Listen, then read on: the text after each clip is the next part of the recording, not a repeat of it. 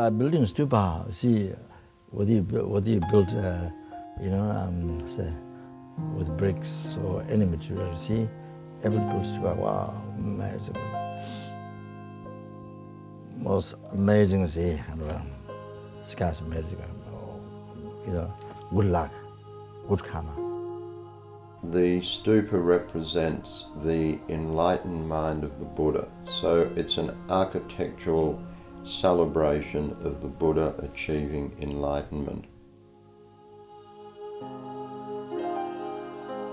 Stupas were first built in pre-Buddhist times as burial mounds raised over the graves of Asian kings. The word stupa is Sanskrit for to heap, and this refers to the mound-like shapes of the earliest stupas.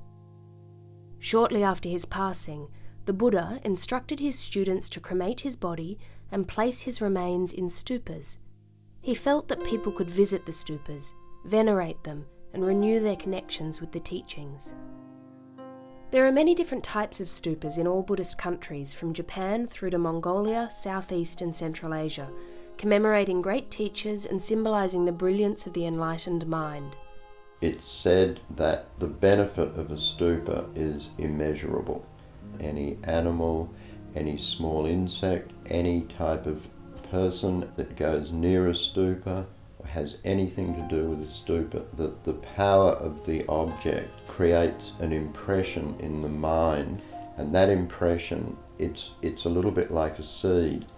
In the future, when the circumstances and conditions come together for that seed to ripen, then that sentient being will experience the incredible benefit of having at some stage in the past met with that holy object. One of the main ways to create merit when visiting large stupas is circumambulation, walking in a clockwise direction around the stupa. It is said that if one can do this with an open, clear mind and dedicate the energy generated to the well-being of others, it can bring great personal benefit. Light offerings can also be made to stupas. In 1974, two highly educated lamas from the Tibetan Buddhist tradition, Lama Yeshe and Lama Zopa Rinpoche, visited Australia to teach a small group of Western students. Since then, many different Western centres have evolved to help spread the teachings of the Buddha and establish in the West some of the rich and varied forms of traditional Tibetan art.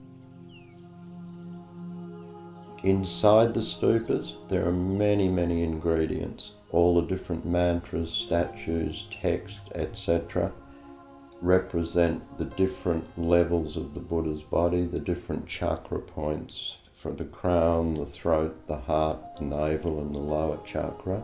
The stupa is also divided into 4 sections. The bottom section represents the earth element. The vase part here represents the water element. The rings from the top of the vase up to the top here represent the fire element, and on top of that there's the wind element and also what's referred to as the space element. Lama Zopa Rinpoche gave us some suggestions about building a commemoration stupa for Lama Yeshe. Out of that grew the Garden of Enlightenment, and the Garden of Enlightenment projects involving the 8 different stupas.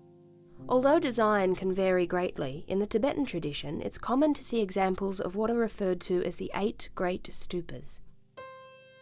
The main difference between the 8 stupas is between here, the top of the throne, and the bottom of the vase. So it's those 4 circular levels there, and those 4 shapes repeat themselves on all of the stupas.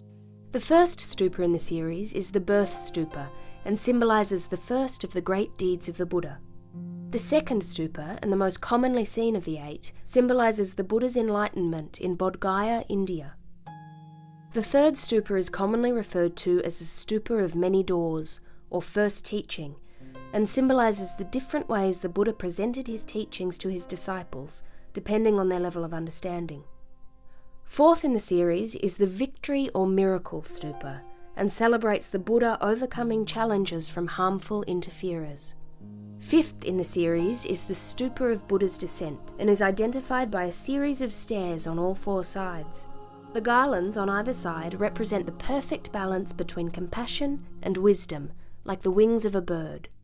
Sixth in the series is the Reconciliation Stupa, and represents the Buddha clarifying the differences that existed between the four separate schools of Buddhist philosophy at the time.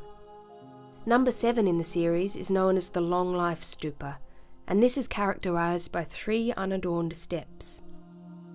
The 8th and final stupa in the series is the Parinirvana Stupa, often in the shape of a bell. It represents the passing away of the Buddha when he was 80 years old. The 8 great stupas are almost always elaborately decorated. Fierce snow lions represent the protectors of the Dharma. Horses depict swift passage. Elephants signify the taming of the mind. Other decorations include peacocks, jewels, and lotus petals, each symbolic of elements of the Buddha's teachings.